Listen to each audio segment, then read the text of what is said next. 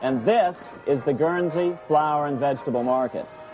Guernsey is one of the most successful examples of just how well a debt-free money system can work. In 1815, a committee was appointed to investigate how best to finance this new market. The impoverished island could not afford more new taxes, so the state's fathers decided to try a revolutionary idea: issue their own paper money. They were just colorful paper notes, backed by nothing, but the people of this tiny island agreed to accept them and trade with them.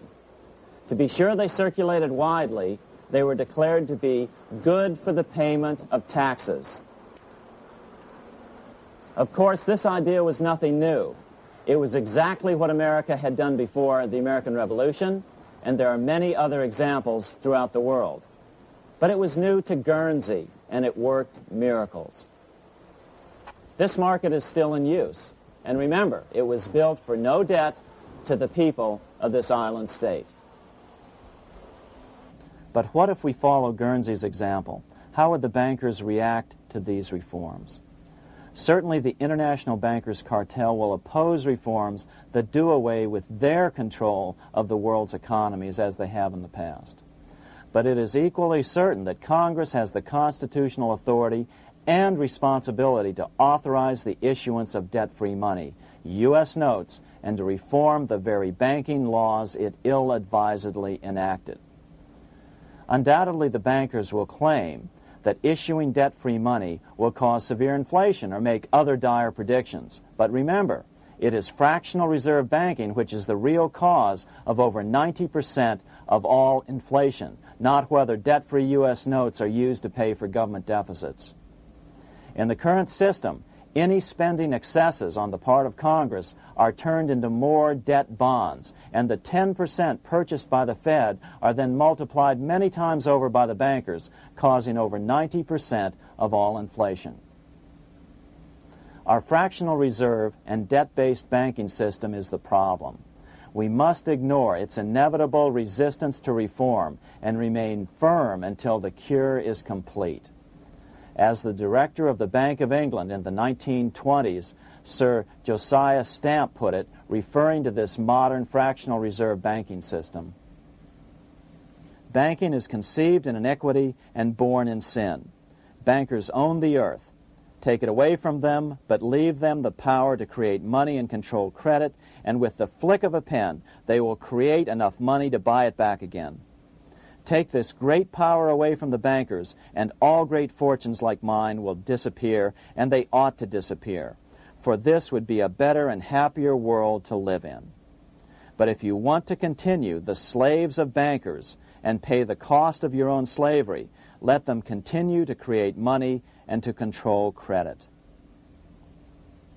Americans are slowly figuring this out.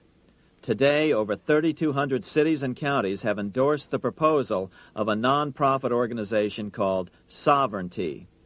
The Sovereignty movement calls for Congress to authorize the Secretary of the Treasury to issue $90 billion per year of U.S. notes, not Federal Reserve notes nor debt-based bonds, to loan money interest-free to cities, counties, and school districts for needed capital improvements. Remarkably, and to their praise, the Community Bankers Association of Illinois, representing 515 member banks, has endorsed this sovereignty proposal, a good step in the right direction. As Milton Friedman has repeatedly pointed out, no severe depression can occur without a severe contraction of money. In our system, only the Fed, the Bank of International Settlements, with U.S. bankers' cooperation, or a combination of the largest Wall Street banks could cause a depression. In other words, our economy is so huge and resilient, a depression just can't happen by accident. Unless we reform our banking system, they will always have that power. They can pull the plug on our economy anytime they choose. The only solution is to abolish the Fed and the fractional reserve banking system and withdraw from the BIS. Only that will break the power of the international bankers over our economy. And keep in mind, a stock market crash itself cannot cause a severe depression. Only the severe contraction of our money supply can cause a severe depression. The stock market crash of 1929 only wiped out market speculators, mostly the small to medium ones, resulting in $3 billion in wealth changing hands. But it served as a smokescreen for a 33% contraction in credit by the Fed over the next 4 years, which resulted in over $40 billion in wealth from the American middle class being transferred to the big banks. Then, despite impotent howls of protest from a divided Congress, the independent Fed kept the money supply contracted for a full decade. Only World War II ended the terrible suffering the Fed inflicted on the American people. In a depression, the remaining wealth of the debt-burdened American middle class will be wiped out by unemployment, declining wages, and the resulting foreclosures. If we start to act to reform our monetary system, the money changers may do what they did in 1929 and then the 1930s, crash the stock market and use that as a smokescreen while contracting the money supply. But if we're determined to fight to regain control over our money, we can come out of it fairly quickly, perhaps in only a very few months, as U.S. notes begin to circulate and replace the money withdrawn by the bankers.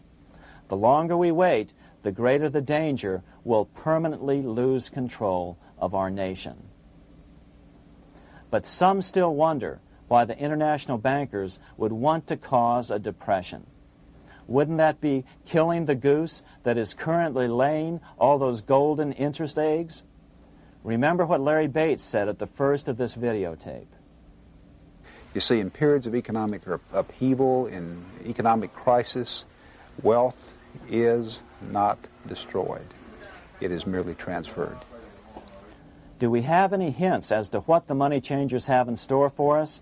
Here's what David Rockefeller, the chairman of Chase Manhattan Bank, the largest Wall Street bank, had to say. We are on the verge of a global transformation. All we need is the right major crisis and the nation will accept the New World Order. So, crisis is needed to fulfill their plans quickly. The only question is when the crisis will occur. Fortunately, we probably have a little time. It's unlikely that this crisis will occur before the 1996 elections, but after that, the danger begins rising. But whether or not they decide to cause a crash or a depression through relentless increases in taxes and the loss of hundreds of thousands of jobs being sent overseas thanks to trade agreements such as GATT and NAFTA, the American middle class is an endangered species. Cheaper labor, including slave labor in Red China, which Harry Wu has heroically documented, is being used to compete with American labor. In other words, money is being consolidated in fewer and fewer hands as never before in the history of this nation or the world. Without reform, the American middle class will soon be extinct, leaving only the very rich few and the very many poor, as has already occurred in most of the world. We've been warned of all this by congressmen, presidents, industrialists, and economists down through the years. Religious leaders, too, have seen the danger. About 1898, during the time of William Jennings Bryan, Pope Leo XIII put it this way. On the one side, there is the party which holds the power because it holds the wealth, which has in its grasp all labor and all trade, which manipulates for its own benefit and its own purposes all the sources of supply, and which is powerfully represented in the councils of state itself. On the other side, there is the needy and powerless multitude, sore and suffering. Rapacious usury, which, although more than once condemned by the Church, is nevertheless under a different form, but with the same guilt, still practiced by avaricious and grasping men, so that a small number of very rich men have been able to lay upon the masses of the poor a yoke little better than slavery itself. More recently, during America's Great Depression, Pope Pius XI spoke of the same problem. In our days, not alone is wealth accumulated, but immense power and despotic economic domination is concentrated in the hands of a few. This power becomes particularly irresistible when exercised by those who, because they hold and control money, are able also to govern credit and determine its allotment.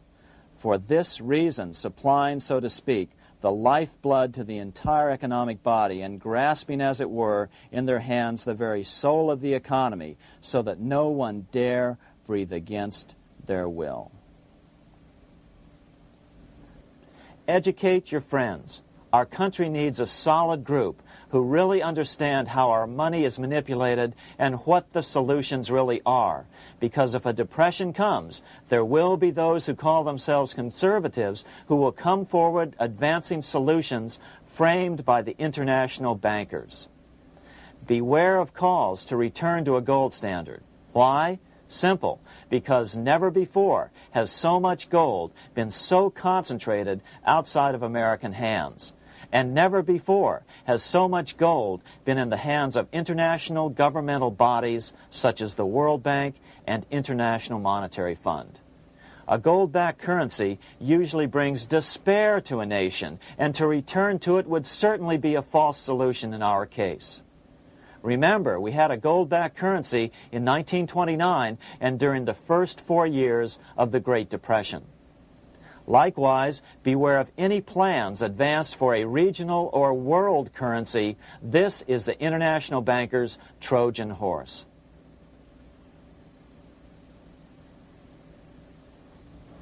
Educate your member of Congress. It only takes a few persuasive members to make the others pay attention. Most congressmen just don't understand the system. Some understand it, but are so influenced by bank PAC contributions that they ignore it, not realizing the gravity of their neglect. We hope we've made a valuable contribution to the national debate on monetary reform.